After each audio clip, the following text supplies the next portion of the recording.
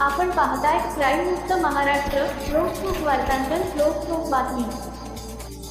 Crime मुक्त महाराष्ट्रामध्ये प्रसिद्ध झालेल्या वृत्ताचा प्रभाव अखेर दिसून आला असून पोलीस उपनिरीक्षक संदीप कदम यांच्या निलंबनाचा आदेश मागे घेण्यात आल्याची माहिती समोर आली आहे.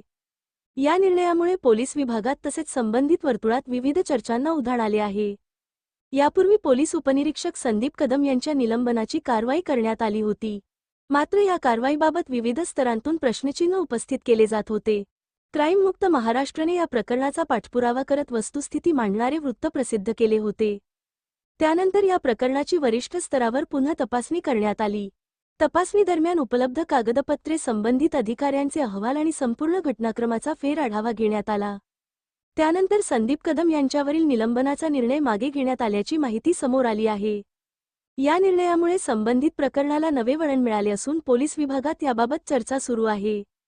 या घडामोडीनंतर निष्पक्ष वृत्तांकन आणि सातत्यपूर्ण पाठपुराव्याचे महत्त्व पुन्हा अधोरेखित झाले आहे. क्राईम मुक्त महाराष्ट्राने जनहिताच्या दृष्टीने मांडलेल्या मुद्द्यांची वरिष्ठ स्तरावर दखल घेतल्याचे या निर्णयातून स्पष्ट होत असल्याची प्रतिक्रिया व्यक्त केली जात आहे.